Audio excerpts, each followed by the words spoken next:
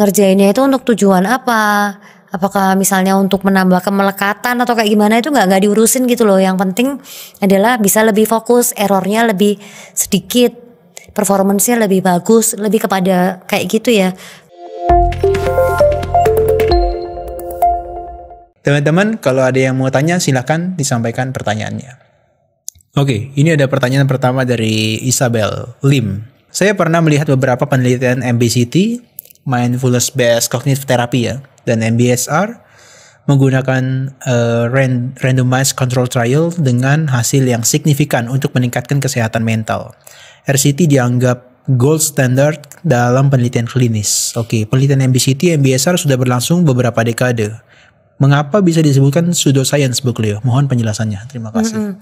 Saya enggak mengatakan bahwa yang MBCT, MBSR dan berbagai macam intervensi jangka panjang mindfulness itu sebagai pseudoscience ya.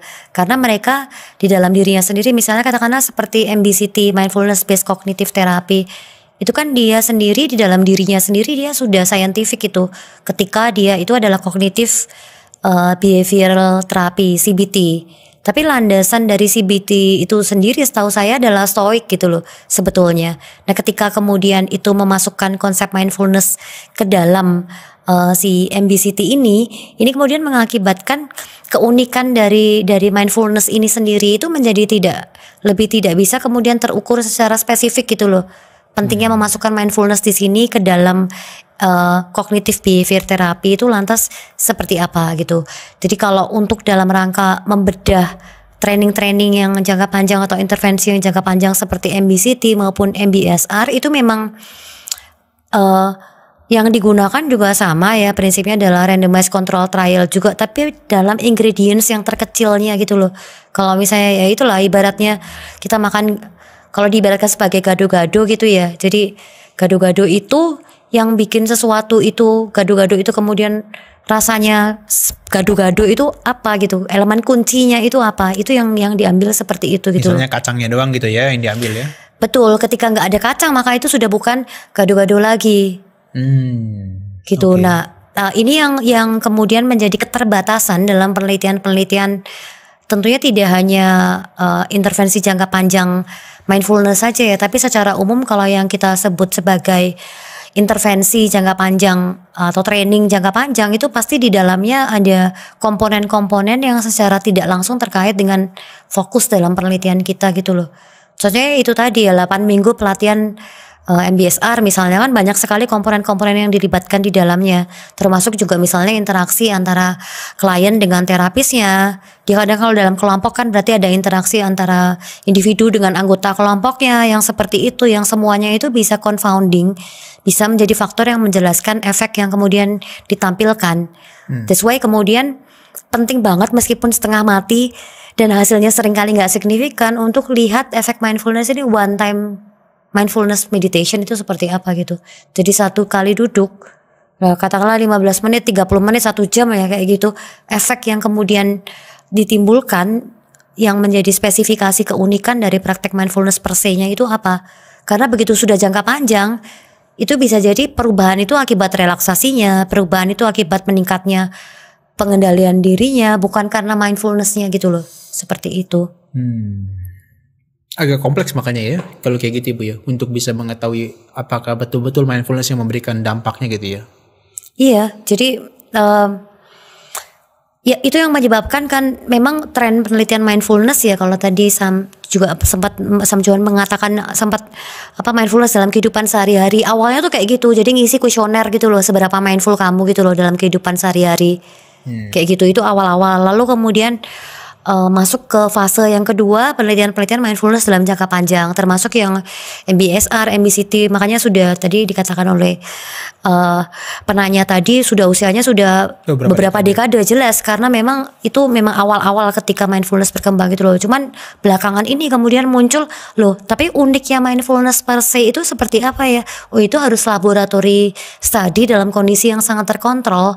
Jadi ibarat kalau kita mau membuat obat, sebetulnya sebelum dipasarkan secara masif itu perlu diketahui dulu tuh ingredients obat itu sendiri in itself itu ada resiko, ada konsekuensi, cocoknya dipadukan dengan apa dan sebagainya sebelum mulai pasarkan. Cuman kan ini terbalik justru yang terjadi mindfulness ini. Jadi dia populer terlebih dahulu, baru kemudian riset berbasis labnya itu baru belakangan gitu loh. Tapi kok bisa semudah itu ya orang bisa, maksudnya lolos kayak ngomongnya lolos QC-nya gampang banget modelnya ya. Dia kembangkan ini dengan ini tiba-tiba udah bisa dipasarkan ya. Enggak juga, karena kan memang landasan awalnya sendiri dia memang sudah scientific itu loh. Landasan awalnya kan tadi ya yang saya katakan misalnya seperti MBCT itu kan dia stoik ya. Stoik itu kan cognitive behavior therapy akarnya. Dan itu sudah usianya sudah sangat lama gitu. Itu kalau awalnya tuh behavior therapy dulu tahun 30-an, cognitive behavior therapy sekitar tahun 50-60-an gitu kan, seiring dengan komputer lalu kemudian muncul yang namanya mindfulness gitu, yang namanya MBCT. Cuman nanti akan jadi semakin teknis nih, pendekatannya itu berbeda sebetulnya, karena mindfulness sendiri itu berdasarkan prinsipnya itu adalah alirannya itu adalah affective revolution, bukan aliran kognitif ya. Kalau kognitif itu mengandalkan bahwa manusia itu akan bisa sepenuhnya rasional, kayak gitu. Jadi mindfulness bisa memfasilitasi orang untuk kemudian mengidentifikasi mana keyakinan-keyakinan keliru yang dia miliki, misalnya kayak gitu. Itu pendekatan di dalam MBCT. Tapi kalau mindfulness per se itu kan dia bahkan membatasi dari over elaboration seperti itu kan sebetulnya, tidak terus-menerus melakukan elaborasi. Thoughts itu is just thoughts gitu loh, tidak kok rasional irasional, tidak diberi label seperti itu kan sebetulnya. Malah jadi berpikir-pikir ya. Karena itu makanya juga khusus MBCT misalnya itu juga orangnya harus juga bisa rela untuk mikir terus juga kayak gitu, harus siapanya ada si kliennya kayak gitu, karena capek sekali juga, akan banyak pekerjaan rumah yang harus kemudian dilakukan dan sebagainya gitu. Jadi mengandalkannya stoik gitu ya, sekali lagi berarti kan nanti fungsi self control, pengendalian diri itu akan sangat dilatihkan di situ gitu loh. Dan nanti akan kemudian sampai kemudian ketika itu dilakukan penelitian pun dengan randomized control trial ya, tetap belum bisa mengidentifikasi mindfulnessnya sendiri yang mana ya, efek yang betul-betul driven by mindfulness sendiri gitu loh. Bu Cleo, boleh nggak mungkin disinggung satu contoh yang pernah Bu Cleo lihat dari beberapa penelitian yang ada, atau bahkan Bu Cleo melakukan penelitian sendiri terkait itu efeknya emang apa sih, atau implikasi yang tanda kutip agak berbahaya dari pseudoscience ini, atau pseudo bawana atau pseudo mindfulness ini? Makanya sebenarnya bukan pseudoscience mindfulness ya. Kalau dalam penelitian yang saya lakukan, saya berusaha untuk science gitu ya, science, tapi kemudian tetap harus penelitian yang saya lakukan itu harus dikawal oleh koridor saintifik gitu. Perkara soal kemudian hasilnya ternyata tidak sesuai dengan yang saya prediksikan, itu ya memang selalu akan ada resiko yang seperti itu gitu. Jadi yang saya temukan adalah bahwa misalnya saja ketika orang ikut self control training ya, karena pelatihan self control sendiri itu, self control itu teori yang mapan juga gitu kan, cara untuk melatihnya juga sudah fix gitu, sudah sangat spesifik gitu kan, durasinya berapa lama, apa saja yang harus dilakukan itu sudah spesifik kayak gitulah. Nah ketika orang diminta untuk berlatih itu, lalu kemudian dia diinduksi mindfulness meditation selama 15 menit, itu malah justru semakin meningkat agresivitasnya. Itu yang saya temukan.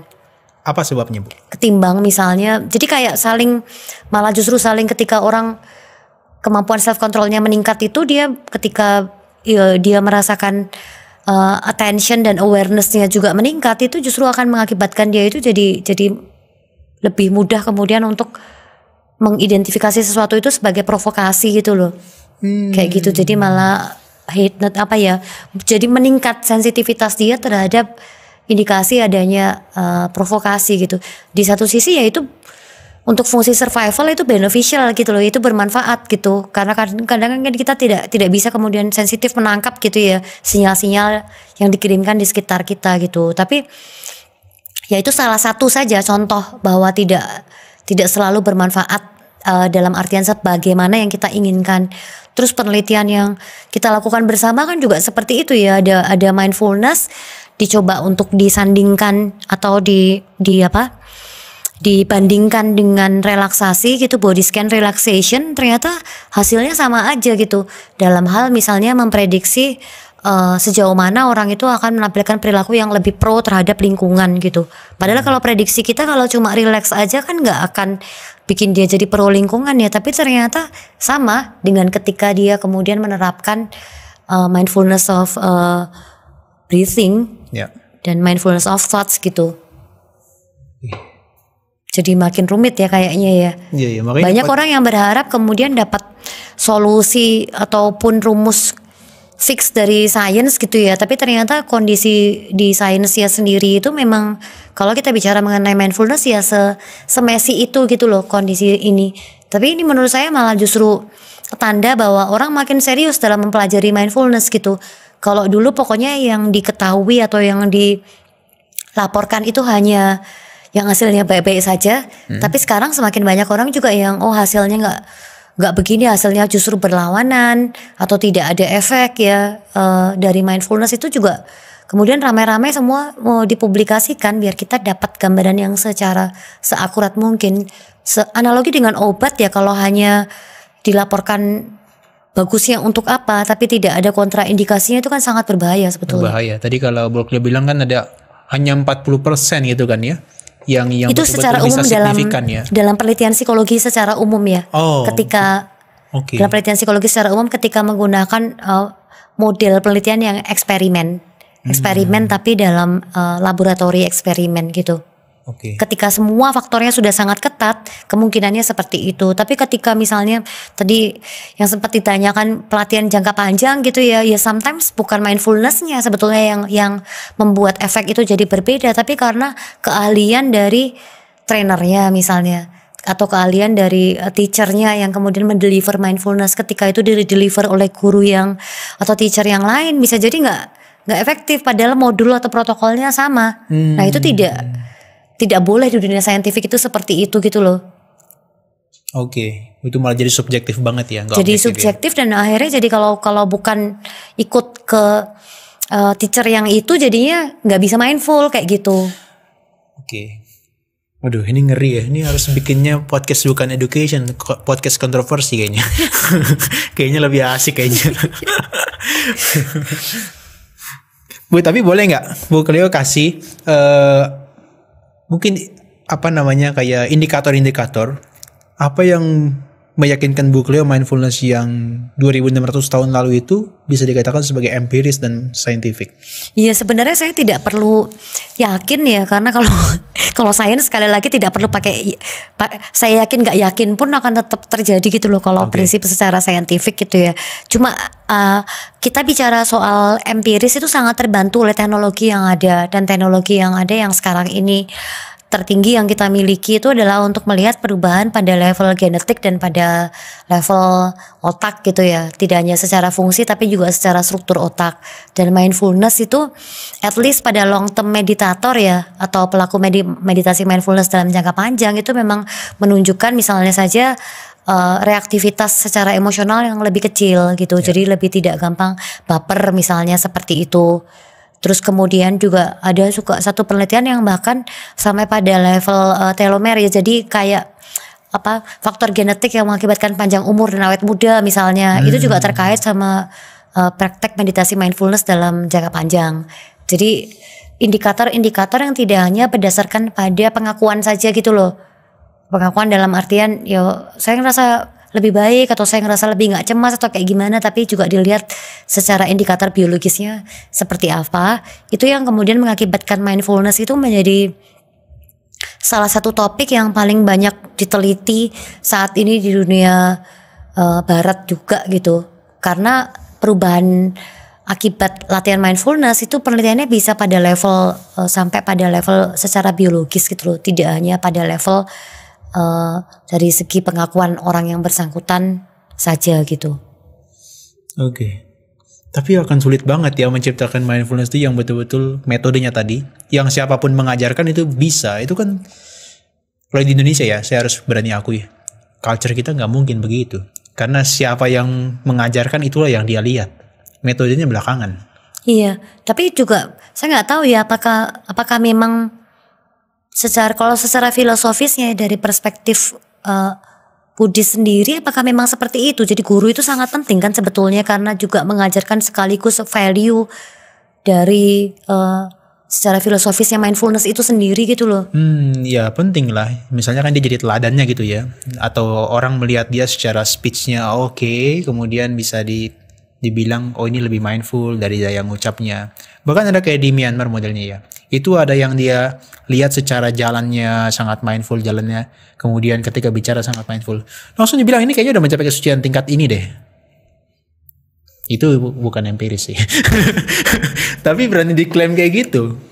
Iya, jadi itu yang memang kemudian menjadi salah satu hambatan kalau kita bicara mengenai penelitian mindfulness dalam konteks terapi ya, tadi yang seperti contoh MBCT, MBSR, dan masih banyak terapi-terapi yang mindfulness yang lainnya gitu, karena selalu pasti akan ada juga interaksi antara si klien dengan terapis atau dengan si konselor atau dengan teachernya tersebut gitu, dan berarti kan ada unsur cocok-cocokan kayak gitu-gitu loh, dan jadinya faktor-faktor itu kemudian nanti akan mempengaruhi juga keputusan yang kita ambil juga terkait dengan manfaat mindfulness gitu kan. Jadi kayak yang tadi Sam bilang, mindfulness bermanfaat asalkan gurunya si ini diberikannya oleh si ini dengan cara yang seperti ini, kayak gitu kan jadinya panjang seperti itu. Tapi barangkali ya science can only do so far gitu loh. Mungkin ya juga tidak akan kemudian sampai betul-betul esensinya apa ya, barangkali ya seperti bawang yang dikupas, makin dikupas-kupas malah nggak ada gitu ya kali ya. Seperti itu malahan. Kompleks sih. Oke, teman-teman, ada pertanyaan lagi. Tampaknya ada 2 pertanyaan nih dari Isabel lagi ya. Aspek-aspek esensial apa yang dikeluarkan dalam mindfulness sekuler dibandingkan dengan mindfulness Buddhis sehingga bisa berefek membahayakan? Terima kasih. Oh, maksudnya tadi seperti gado-gado yang diambil bumbu kacangnya itu, Bu.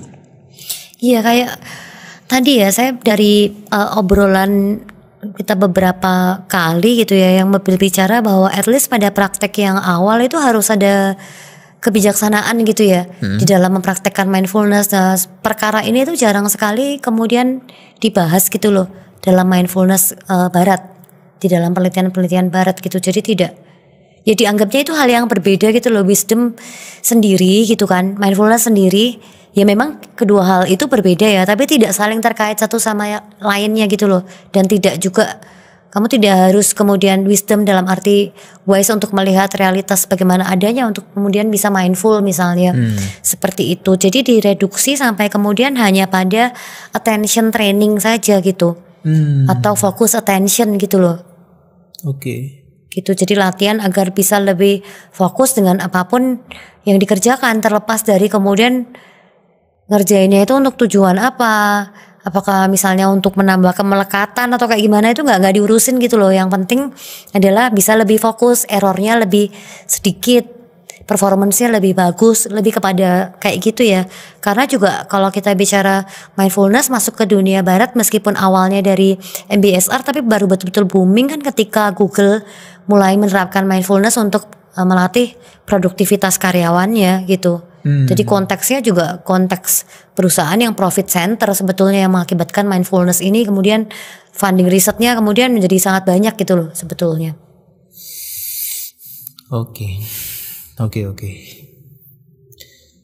Ya, next ya. Ini dari Ajaraksa. Mungkin dari Isabel kalau ada tanggapan silakan ya. Kita masih mempersilakan sampai 20-30 ya. Yeah.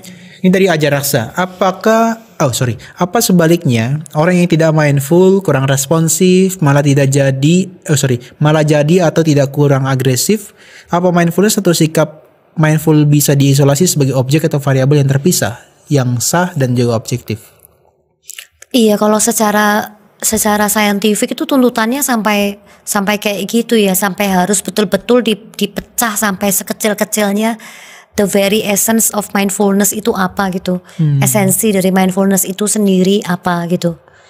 Kan makanya saya kadang mindfulness harus relax dulu kan, misalnya sebelum kemudian orang mindful gitu. Misalnya dalam mindfulness meditation itu kan dibawa secara tubuh nggak boleh tegang gitu kan, karena kalau tegang dia akan sulit untuk kemudian masuk ke dalam open monitoring gitu atau praktek mindfulness. Tapi problemnya kemudian adalah ketika dia relax dan relaxnya itu kemudian menjadi mode yang dominan, ini bisa jadi kemudian perubahan yang terjadi itu karena dia relax gitu, bukan karena dia mindful gitu loh. Kayak begitu. Kalau seperti itu ya latihan relaksasi aja, toh jauh lebih mudah, tidak perlu kemudian memahami misalnya nature of reality, bahwa hidup itu ya dengan sifatnya yang selalu berubah, tidak memuaskan, tidak memiliki, tidak perlu memahami seperti itu. Bisa dapat kok benefit yang dirasakan akibat latihan relaksasi seperti itu. Nah itu yang berusaha untuk kemudian diminimalkan gitu loh, bahwa hal yang sebenarnya secara filosofis maupun secara tujuan itu berbeda tapi kok hasilnya sama gitu ya, itu pasti ada sesuatu yang kemudian harus dipecah dulu gitu loh. Tapi jangan ditiru ya, nanti kontennya gue mindful sepi nanti. Gak ada penontonnya nanti. Karena mindfulness tuh asik karena kontennya juga sebetulnya. Di dunia barat itu sebenarnya yang namanya progresif, contohnya progressive muscle relaxation itu juga sudah sebelum tahun 50-an udah sangat terkenal gitu. Itu bagian kemudian dari cognitive behavior therapy, si relaksasi itu. Lalu kemudian karena mindfulness ya ada awareness of a body, terus kemudian ada muncul body scan gitu loh. Body scan relaxation gitu. Dimasukkan ke situ. Cocokologinya ya. Makanya kemarin ada Oke lah, kita skip aja itu. Oke, next question. Tadi disebutkan bahwa mindfulness tanpa kebijaksanaan dapat membahayakan. Dalam konteks umum, contoh kebijaksanaan yang seperti apa saja yang bisa atau harus disampaikan selain do no harm? Iya, menurut saya konteks kebijaksanaan do no harm ini ya, jangan melakukan perbuatan yang kemudian menyakiti diri sendiri maupun orang lain, plus ditambah alam sekitar kita, itu sudah merupakan highest wisdom yang bisa disampaikan kepada publik sih kalau saya, karena itu akan mengguide berbagai macam hal yang kita lakukan, berbagai macam keputusan yang kita ambil, berbagai macam solusi yang kemudian kita tempuh terhadap problem yang kita temui. Jadi sebelum memutuskan sesuatu selalu tanyakan dulu nih, kira-kira yang terdampak akibat keputusan yang saya ambil ini siapa aja sih orang yang ada di sekitar saya, apakah alam semesta misalnya ikut terdampak atau kayak gimana gitu. Terus ambil keputusan berdasarkan pertimbangan itu dan mempertimbangkan tentunya juga untuk diri sendiri juga gitu, mana yang kemudian paling tidak berisiko merugikan apalagi sampai membahayakan diri sendiri, orang lain dan sekitar gitu. Oke. Itu yang paling itu yang lebih baik dari yang terburuk ya Bu ya. Iya, wisdom itu ya itu ya pada menurut saya sudah salah satu contoh yang kemudian bisa disampaikan dan mudah dimengerti oleh awam itu seperti itu. Barangkali sama ada yang lain barangkali. Nanti terlalu filosofis. Kalau dari tadi kita udah sangat filosofis dan sangat saintifik nih kayaknya. Oke, kita lanjut ke pertanyaan aja Bu ya. Menurut pengalaman Bu Cleo atau mungkin sudah pernah riset, apakah praktek mindfulness efektif ketika diintegrasikan dengan kurikulum pendidikan seperti kurikulum pendidikan dasar, menengah atau bahkan ke perguruan tinggi Bu? Iya, kalau di kampus tempat saya mengajar ya di Psikologi Universitas Brawijaya itu ada mata kuliah yang namanya Psikologi Mindfulness, itu yang Sam juga beberapa kali juga sudah gabung dan bahkan sempat ikut mengisi juga sharing di kelasnya ya. Dan mostly kalau di kelas psikologi mindfulness itu memang yang diajarkan utamanya adalah kita belajar untuk basis filosofis, teori dan riset terkait sama mindfulness gitu loh. Jadi saya tidak langsung kemudian melepaskan dan bahkan mengajarkan pada sisi prakteknya saja gitu. Sebab saya tetap beranggapan ya bahwa tanpa pemahaman yang mendasar mengenai landasan filosofis mindfulness dan bagaimana kemudian riset di bidang mindfulness itu mestinya dilakukan, itu nanti kalau tiba-tiba langsung terjun ke dalam praktek akan lebih banyak kemudian kebingungan yang terjadi gitu loh. Belajar secara filosofis teorinya aja bingung, belajar secara risetnya menjadi bertambah bingung gitu ya. Apalagi kemudian nanti ketika misalnya langsung dilakukan secara prakteknya kayak gitu. Tapi bahwa saya juga di sisi lain melihat juga di beberapa kampus utamanya di negara-negara maju gitu ya, itu sudah menerapkan mindfulness itu untuk level pendidikan yang bahkan level pendidikan mulai dari tingkat preschool gitu. Jadi sudah diajarkan misalnya untuk mengantri sebelum masuk ke kamar mandi gitu, atau sebelum masuk kelas tuh anak-anak kecil diajarkan untuk antri mindful gitu kan, antri secara mindful dan macam-macam gitu, termasuk juga anak kecil misalnya pas lagi makan siang gitu kan, biasanya kan duluan atau rebut-rebutan diajarkan mindful eating. Jadi hal-hal yang kayak gitu tuh mulai diajarkan di pendidikan sejak awal gitu. Memang kemampuan kognitif peserta didik ya nggak mungkin kemudian diajarkan seperti di kelas saya yang mahasiswa gitu, mahasiswa semester atas pula gitu, tentang landasan misalnya filosofisnya mindfulness, apalagi secara risetnya gitu ya. Jadi untuk mereka itu memang rasanya memang praktek itu lebih dikedepankan terlebih dahulu. Yang penting duduk dulu aja gitu. Yang penting duduk dulu, udah rasain kayak gitu kan. Nanti seiring dengan tambahnya usia, perkembangan kognisinya yang semakin maju, dia akan kemudian lebih bisa belajar dari segi filosofis dan dari segi praktiknya gitu. Tapi kalau pada usia remaja, mahasiswa kayak gitu, apalagi setelahnya ya, saya pikir karena sudah terpapar sama banyak sekali kemudian value-value yang ada di sekitar juga yang tidak selalu sejalan dengan mindfulness, harus dari situ masuknya agar bisa kemudian membedakan gitu ya. Oh ini mindfulness gitu. Oh enggak, ini Epicurian, ini seperti itu gitu. Karena dia tuh tidak kertas kosong gitu loh. Dia sudah terekspos banyak hal seperti itu. Jadi dia harus selalu bedanya apa dengan yang sudah ada gitu. Oke. Jadi malah counternya malah apa yang dia udah pahami ya. Apa yang sudah harus start dari apa yang sudah dipahami gitu. Karena kalau enggak pasti akan kemudian just another hype gitu loh. Hanya akan menjadi satu tren saja yang akan berlalu seiring dengan waktu. Nanti kalau muncul sesuatu yang baru lagi yang lebih ngetrend dan lebih instagramable lagi ketimbang mindfulness meditation, akan ke situ diganti dengan itu dan seterusnya gitu. Mindfulness ganti self love ya, karena lebih hype gitu ya. Loh, sekarang malah justru mindfulness akan membuat kamu lebih self love malah. Justru malah kayak gitu. Oke. Tapi kalau di perguruan tinggi itu lebih kondusif ya untuk diajarkan secara landasan teorinya dan sebagainya. Kayak kemarin kan mahasiswa praktek-praktek aja ya, duduk breathing in, breathing out, begitu ketemu Johan ngajarin mindfulness emosi, wih ngejelimet gini ya teorinya ya. Iya, justru malah saya kalau dalam segi menurut saya kedua-duanya itu pastilah sama-sama penting ya. Cuma landasan filosofisnya bahwa ini memang mahasiswa itu memang sangat perlu untuk belajar apapun sebenarnya di mata kuliah yang saya ajarkan itu, bukan hanya mindfulness tapi yang mata kuliah lain itu selalu dari tiga sisi itu saya selalu tunjukkan secara filosofis, secara teori, dan nanti kalau mau praktek ini loh alternatifnya kayak gitu. Tidak harus kemudian yang memberikan prakteknya dari saya gitu loh, tapi at least saya tunjukkan kalau yang ini tuh resiko konsekuensinya begini, kalau yang ini tuh seperti ini kayak gitu.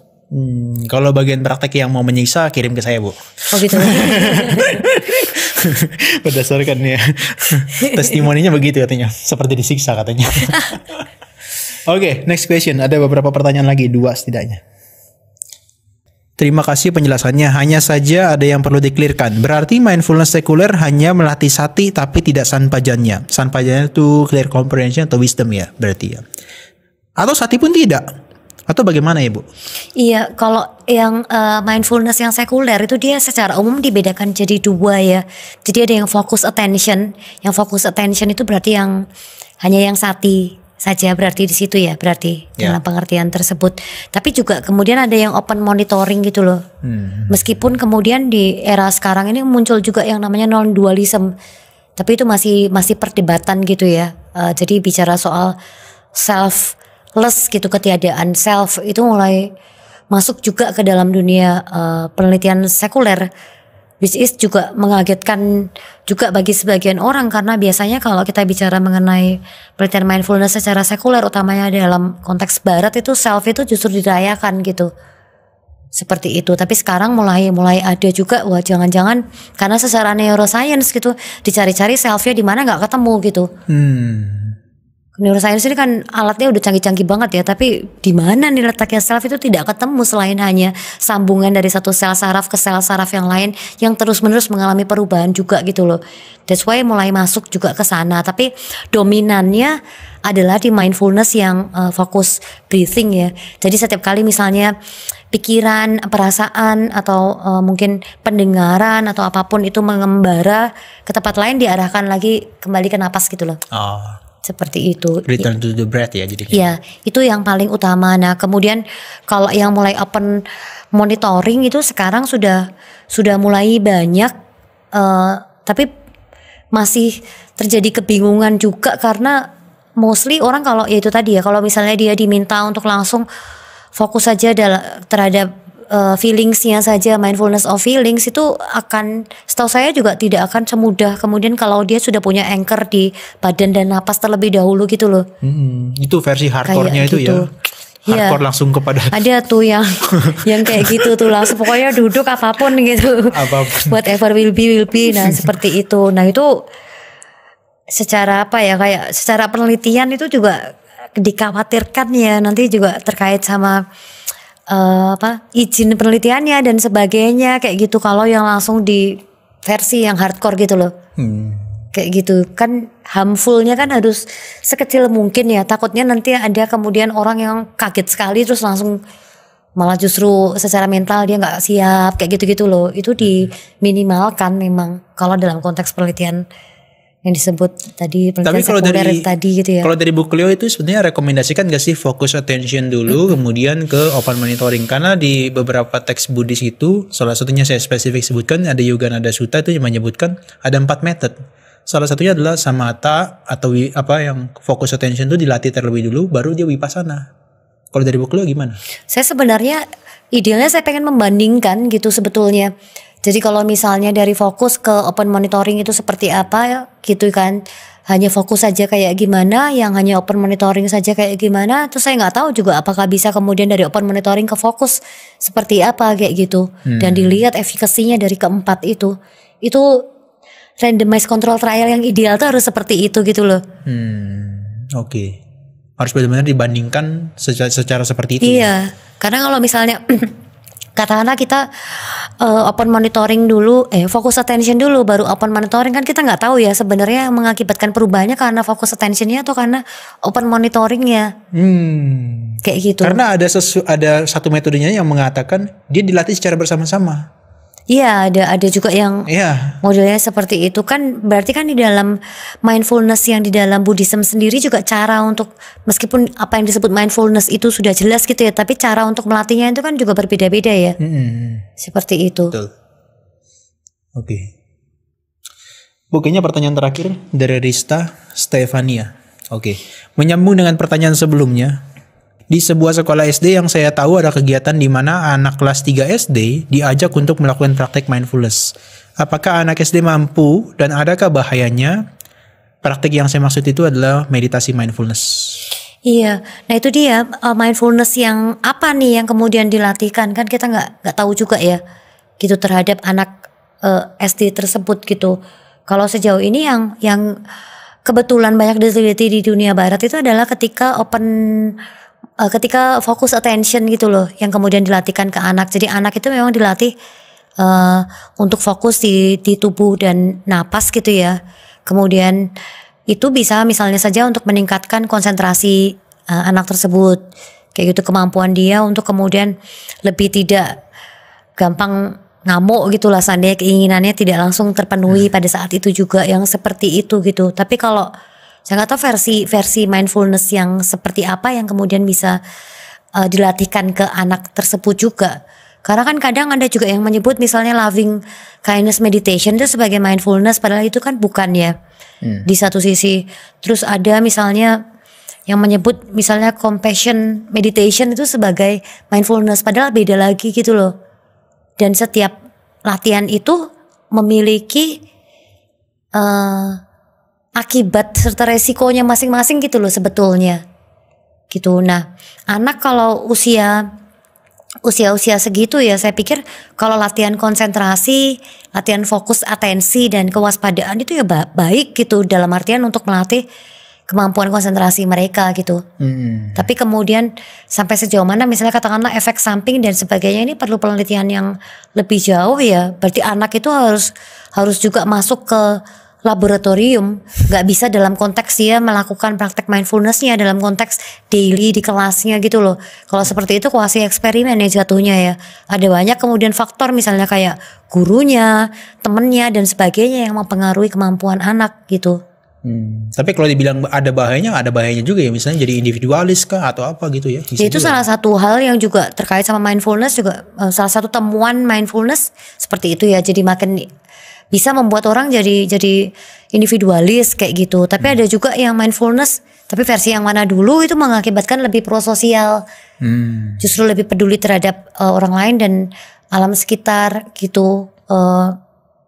Jadi mindfulness yang mana dulu nih yang kemudian diterapkan ketika diklaim sebagai praktik mindfulness saja perlu untuk kita perlu untuk kita pertanyakan mindfulness yang mana gitu ya, apalagi ketika sudah dalam konteks bahwa dia ini sebagai bagian dari kurikulum yang melibatkan banyak sekali komponen-komponen yang ada di dalamnya selain mindfulness gitu. Karena yang saya tahu ya kalau di Indonesia Bu ya, paling mindfulness atau meditasi mindfulness yang diterapkan ya ketika acara sekolah itu baru mau dimulai, mereka meditasi misalnya 3 atau 5 menit atau 10 menit. Ya yang paling saya tahu itu adalah paling dia mengamati tubuhnya. Jadi kayak body scan gitu ya dari kepala sampai ke kaki. Setelah itu kayaknya selesai. Gak ada pelatihan mindfulness yang sampai kita harus memahami anicca dukkha anatta tadi. Berarti dia masuknya masih ke arah yang body scan tapi dengan tujuan untuk aware atau tujuan untuk relax? Ya relax juga, kemudian juga nanti bisa lebih aware ketika selama pelajaran misalnya. Oke. Jadi kalau ini bisa juga kemudian mindfulness yang level yang satu ya, tubuh ya, mindful terhadap tubuh gitu, belum yang kemudian perasaan, cita, apalagi dhamma gitu ya, seperti itu gitu. Level 1 sih jadi ingat pentil tamu. Level 1. Itu aja udah luar biasa kalau anak kecil bisa melakukan itu sebetulnya. Iya. Saya membayangkan anak kecil gitu ya, sejak usia awal, berarti kan usia awal dalam kehidupan itu sudah dilatih sesuatu yang anak lain dilatih untuk ngomong sebanyak-banyaknya, dia justru dilatih untuk silent gitu kan. Pasti kayaknya itu biasanya juga melibatkan juga ada praktek noble silence gitu ya, diem nggak boleh ngapa-ngapain untuk jangka waktu tertentu, dan itu setengah mati sekali untuk anak kecil. Setengah mati ya, yang remaja aja curi-curi untuk ngomong. Apalagi anak kecil. Oke, Bu Cleo, saya pikir udah 20.25. Saya pikir untuk pertanyaan kita tutup dulu ya Bu Cleo ya. Bu Cleo mungkin bisa sampaikan ke teman-teman dari apa yang kita bahas hari ini, pseudoscience and mindfulness, mungkin dalam waktu 2-3 menit. Saya persilakan Bu. Mungkin gak nyampe 2-3 menit gak apa-apa ya? Ya mungkin nanti ditutup dengan pesan juga supaya jadi 3 menit gitu ya. Sebenarnya singkat aja sih, karena apa yang kita obrolkan malam hari ini kayaknya sudah berat kalau kita bicara untuk pembukaan gitu ya. Tapi sebetulnya akan lebih berat lagi ketika kemudian di kemudian hari ternyata dari sekian banyak kemudian praktek-praktek yang mengklaim atas nama mindfulness maupun yang kemudian pseudoscience yang terkait dengan mindfulness ini terus-menerus dibiarkan berkembang gitu loh. Karena ketika kita berbicara mengenai mindfulness itu sebenarnya sejak 2600 tahun yang lalu pun secara filosofis mindfulness dan ini sudah ada gitu, dan prakteknya juga sudah diajarkan sejak itu gitu ya. Tapi memang baru masuk ke dunia saintifik itu memang baru beberapa puluh tahun terakhir belakangan inilah gitu. Tapi ketika itu kemudian ternyata tidak hanya populer secara saintifik tapi juga populer di tengah-tengah masyarakat kita, itu pada saat seperti itulah kita perlu kemudian untuk waspada gitu.